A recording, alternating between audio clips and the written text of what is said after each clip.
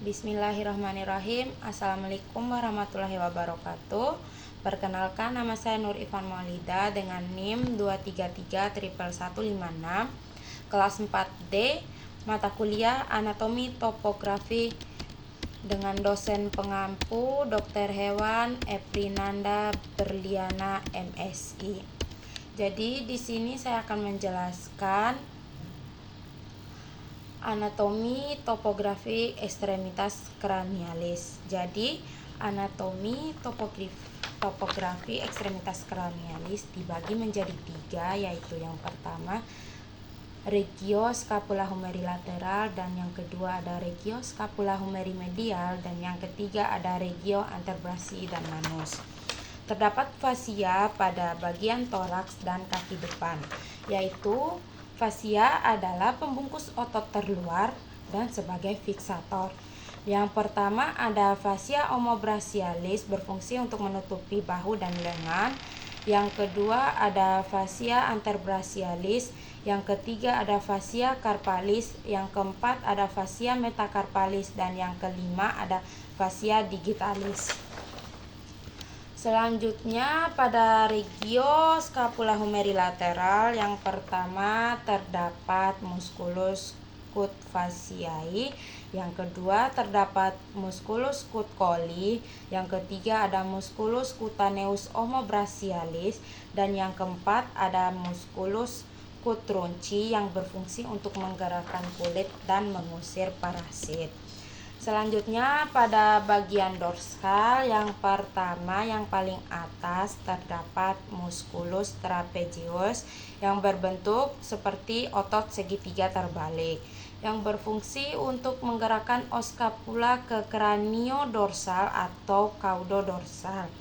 Vaskularisasinya ada arteri vertebralis dan inervasinya ada ramus dorsal nervus spinal accessorius.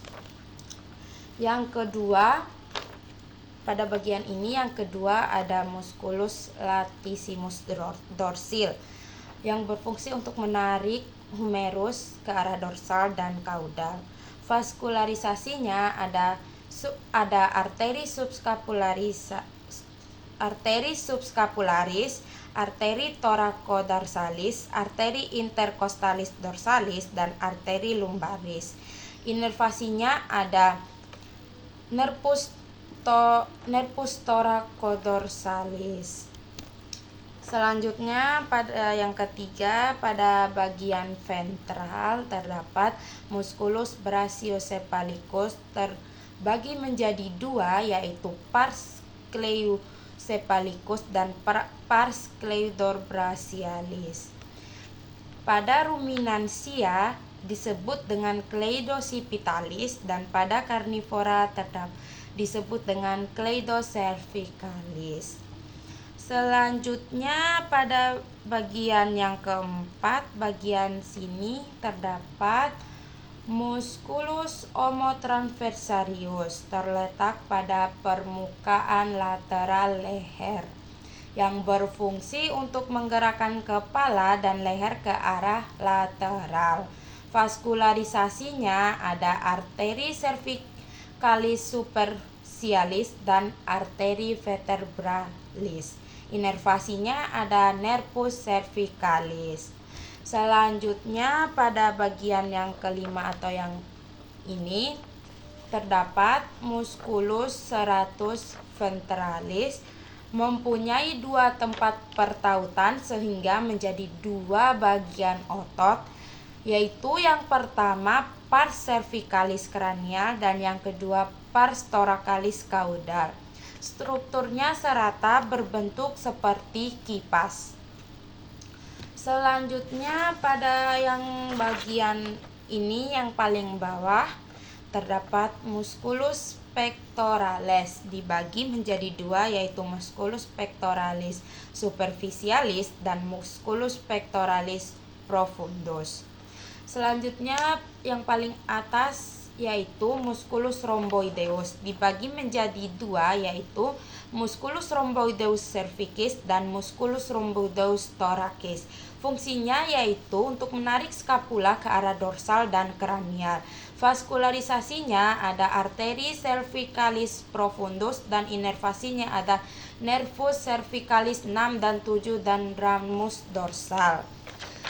Selanjutnya pada bagian yang ini, yang pertama ada musculus supraspinatus, ada musculus deltoideus, ada musculus brachialis, ada musculus infraspinatus, musculus latimus dorsil, musculus tensor fascia antebrachii, dan yang terakhir ada musculus triceps brachii. Yang pertama pada musculus supraspinatus berlokasi pada fossa supraspinatus. Yang kedua ada musculus infraspinatus menempati fossa infraspinata, ditemukan juga bursa tendinea. Selanjutnya ada yang ketiga, ada musculus brachialis mempunyai struktur seperti spiral menempati sulcus spiralis humerus. Yaitu selanjutnya ada regio scapula humeri medial. Yaitu yang pertama ada musculus subscapularis, dan yang kedua ada musculus teres mayor, dan yang ketiga ada musculus coracobrachialis. Mungkin itu yang bisa saya jelaskan, lebih dan kurangnya saya mohon maaf. Wabillahi taufiq wal hidayah. Wassalamualaikum warahmatullahi wabarakatuh.